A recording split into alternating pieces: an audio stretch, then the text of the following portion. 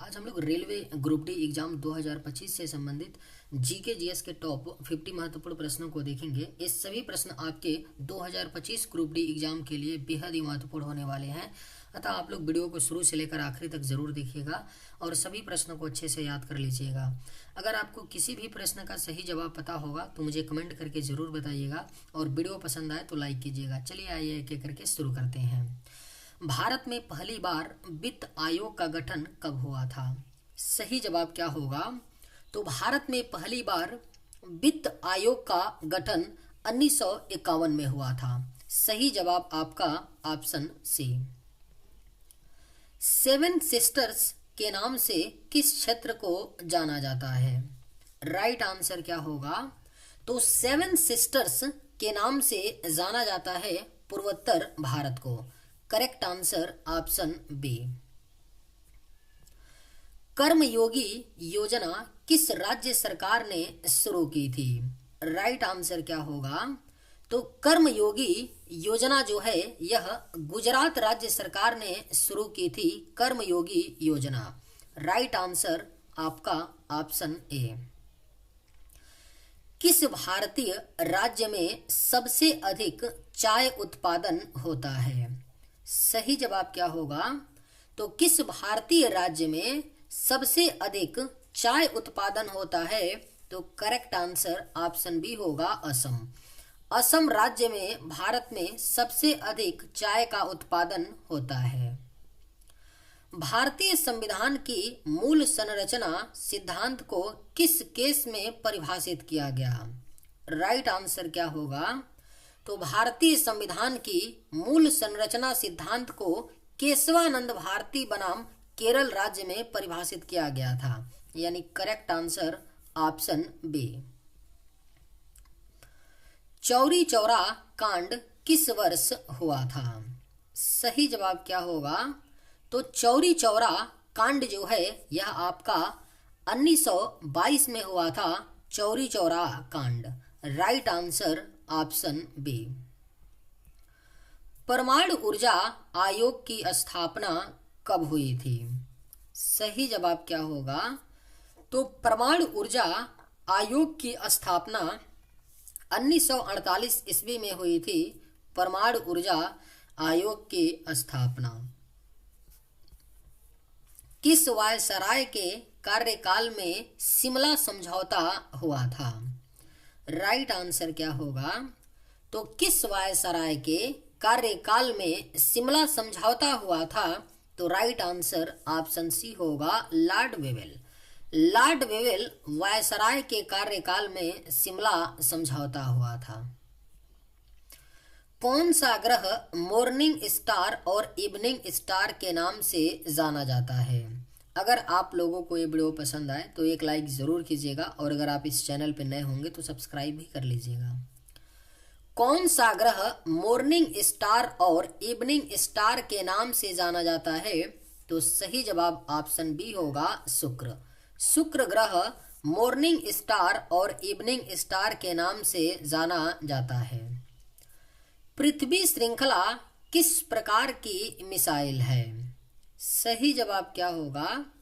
तो पृथ्वी श्रृंखला जो है यह सतह से सतह पर मार करने वाली मिसाइल है। राइट आंसर ऑप्शन ए होगा। पृथ्वी श्रृंखला सतह से सतह पर मार करने वाली मिसाइल है। मृत्युंजय पुस्तक के लेखक कौन हैं? करेक्ट आंसर क्या होगा? तो मृत्युंजय पुस्तक के जो लेखक हैं यह शिवाजी सावंत हैं। सही जवाब ऑप्शन ए होगा। मृत्युंजय पुस्तक के लेखक शिवाजी सावंत हैं।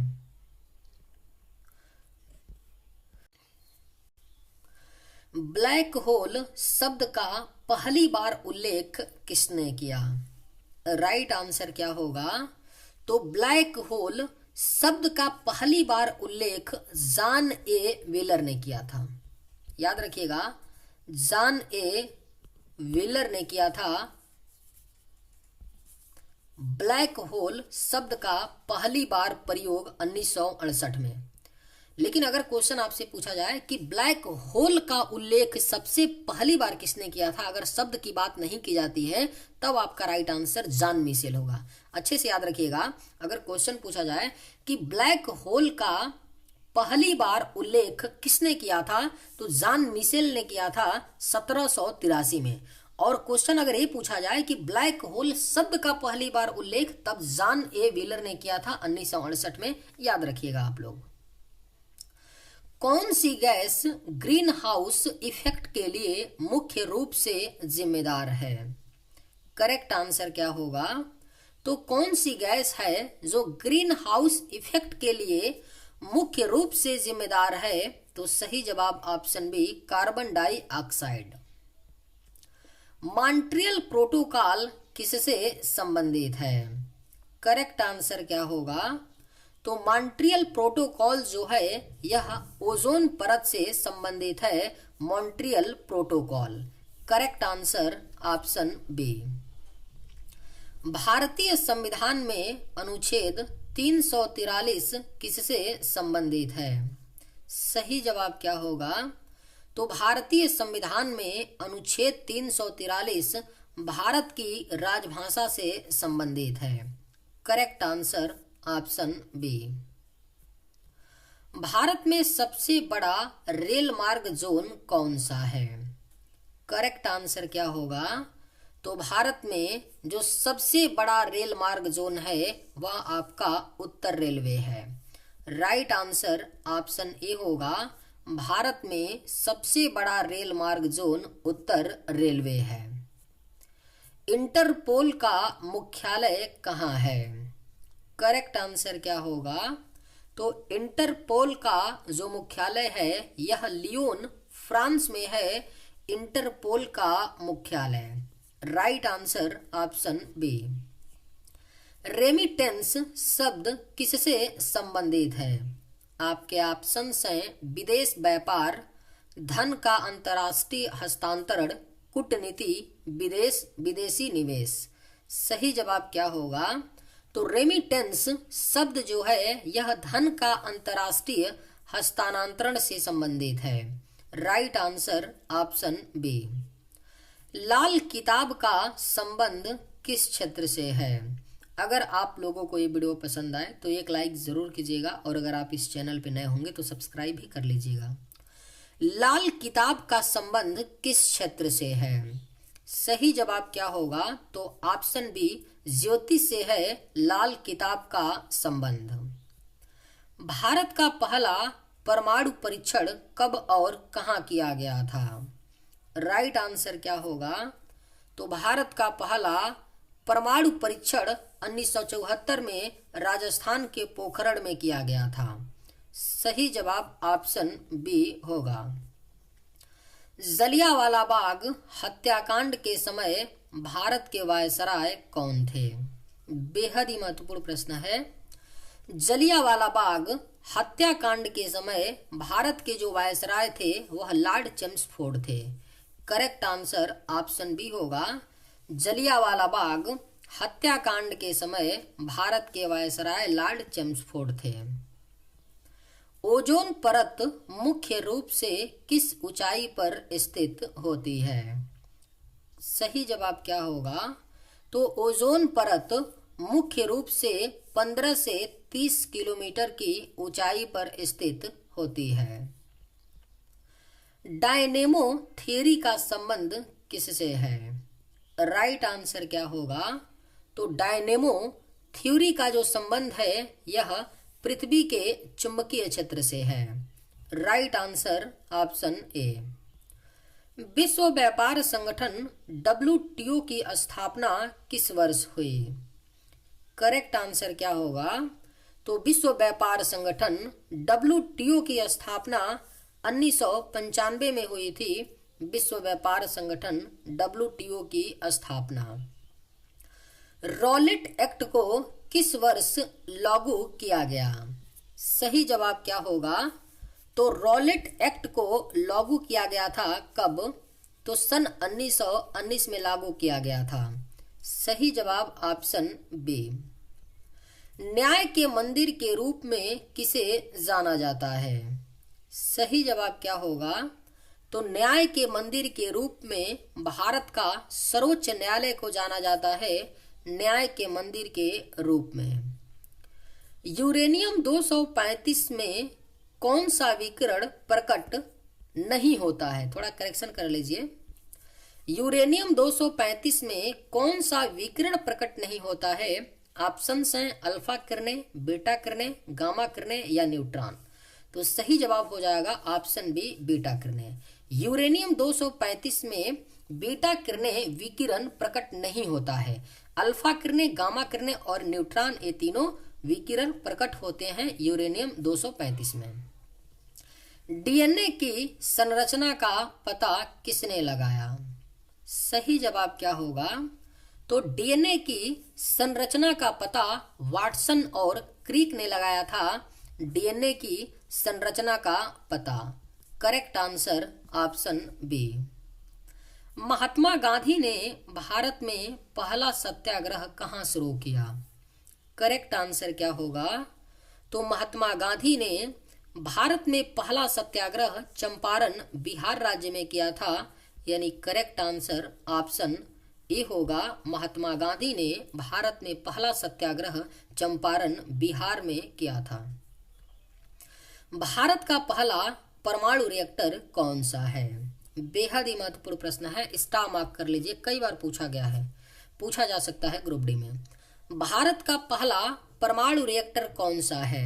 सही जवाब क्या होगा? तो ऑप्शन सी अप्सरा है भारत का पहला परमाणु reactor. Sustainable development goals SDG में कुल कितने लक्ष्य हैं? राइट आंसर क्या होगा?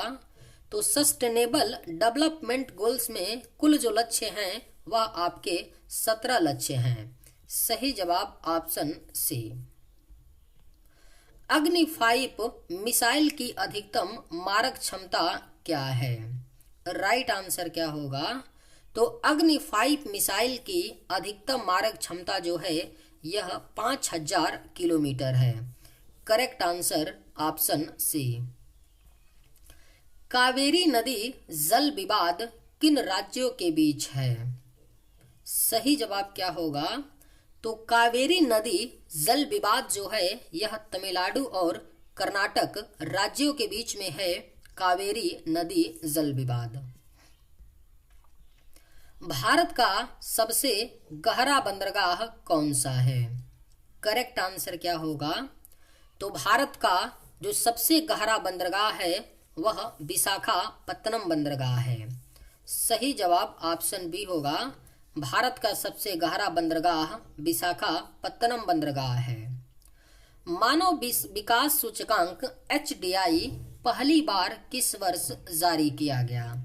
अगर आप लोगों को ये वीडियो पसंद आए तो एक लाइक ज़रूर कीजिएगा और अगर आप इस चैनल पर नए होंगे तो सब्सक्राइब भी कर लीजिएगा। मानव विकास सूचकांक पहली बार किस वर्ष जारी किया गया? करेक्ट आंसर क्या होगा? तो ऑप्शन बी 1990 में जारी किया गया था मानव विकास सूचकांक पहली बार। भारतीय अंतरिक्ष अनुसंधान संगठन इसरो का मुख्यालय कहाँ है? राइट आंसर क्या होगा? तो भारतीय अंतरिक्ष अनुसंधान संगठन इसरो का जो मुख्यालय है यह आपका बेंगलुरु में है। और इसरो की स्थापना कब हुई थी? तो 1969 ईस्वी में हुई थी इसरो की स्थापना। नोबेल पुरस्कार जीतने वाले पहले भारतीय कौन थे? सही जवाब क्या होगा? तो नोबेल पुरस्कार जीतने वाले जो पहले भारतीय थे रविंद्रनाथ टैगोर थे। रविंद्रनाथ टैगोर को 1913 में इनकी एक पुस्तक है गीतांजलि। गीतांजलि पुस्तक के लिए रविंद्रनाथ टैगोर जी को 1913 में साहित्य के क्षेत्र में नोबेल पुरस्कार दिया गया था। कौन सा ग्रह रिंग्ड प्लैनेट के नाम से जाना जाता है? राइट आंसर क्या होगा? तो कौन सा ग्रह है जो रिंग्ड प्लैनेट यानी छाले ग्रह के नाम से जाना जाता है? तो सही जवाब ऑप्शन बी होगा, शनि। शनि ग्रह को रिंग्ड प्लैनेट के नाम से जाना जाता है क्योंकि जो शनि ग्रह है इसके चारों तरफ क्या है, छल्ले हैं। ब्लू इकोनॉमी का मुख्य फोकस क्या है? आपके ऑप्शंस हैं जलवायु परिवर्तन, समुद्री संसाधनों का उपयोग, सौर ऊर्जा या वनों का संरक्षण। राइट आंसर क्या होगा? तो ब्लू इकोनॉमी का जो मुख्य फोकस है वह समुद्री संसाधनों का उपयोग है। करेक्ट आंसर ऑप्शन बी होगा, ब्लू इकोनॉमी का मुख्य फोकस समुद्री संसाधनों का उपयोग है। भू राजस्व प्रणाली किसके द्वारा लागू की गई थी? बेहद ही महत्वपूर्ण प्रश्न है। भू राजस्व प्रणाली जो है यह टॉमस मुनरो के द्वारा लागू की गई थी। भू राजस्व प्रणाली। भारत के किस राज्य में सबसे ज्यादा आदिवासी जनसंख्या है? करेक्ट आंसर क्या होगा? तो भारत के किस राज्य में सबसे ज्यादा आदिवासी जनसंख्या है? तो सही जवाब ऑप्शन बी, मध्य प्रदेश। मध्य प्रदेश राज्य में सबसे ज्यादा आदिवासी जनसंख्या है। चंद्रमा पर जाने वाला पहला अंतरिक्ष यान कौन सा था? करेक्ट आंसर क्या होगा? तो चंद्रमा पर जाने वाला जो पहला अंतरिक्ष यान था वह अपोलो 11 था। करेक्ट आंसर ऑप्शन बी होगा, चंद्रमा पर जाने वाला पहला अंतरिक्ष यान अपोलो 11 था। नालंदा विश्वविद्यालय के संस्थापक कौन थे? सही जवाब क्या होगा? तो नालंदा विश्वविद्यालय के जो संस्थापक थे वह कुमारगुप्त थे। Right answer option C. राष्ट्रीय महिला आयोग की स्थापना किस वर्ष की गई थी? करेक्ट आंसर क्या होगा? तो राष्ट्रीय महिला आयोग की स्थापना सन 1992 में की गई थी। राष्ट्रीय महिला आयोग की स्थापना। भारत का सबसे पुराना तेल क्षेत्र कौन सा है? राइट आंसर क्या होगा? तो भारत का सबसे जो पुराना तेल क्षेत्र है वह आपका डिगबोई है। Correct answer option B. शून्यकाल का समय कब होता है? सही जवाब क्या होगा? तो शून्यकाल का जो समय होता है वह दोपहर 12 बजे होता है। शून्यकाल का समय। किस तिथि को भारत में राष्ट्रीय किसान दिवस मनाया जाता है? बेहद ही महत्वपूर्ण प्रश्न है। किस तिथि को भारत में राष्ट्रीय किसान दिवस मनाया जाता है? तो करेक्ट आंसर ऑप्शन बी होगा, 23 दिसंबर। मानव हृदय में कितने कक्ष होते हैं? करेक्ट आंसर क्या होगा? तो मानव हृदय में टोटल 4 कक्ष होते हैं। Right answer option C. INS Vikrant क्या है? सही जवाब क्या होगा? तो INS विक्रांत जो है यह भारत का पहला विमान वाहक पोत है। सही जवाब ऑप्शन बी होगा, INS विक्रांत भारत का पहला विमान वाहक पोत है। पृथ्वी का सबसे गहरा स्थान कौन सा है? करेक्ट आंसर क्या होगा? तो पृथ्वी का जो सबसे गहरा स्थान है वह आपका मरियाना ट्रेंच है। Correct answer option A. चलिए आज के वीडियो में बस इतना ही। अगर आप लोगों को ये वीडियो पसंद आए तो एक लाइक ज़रूर कीजिएगा। थैंक्स।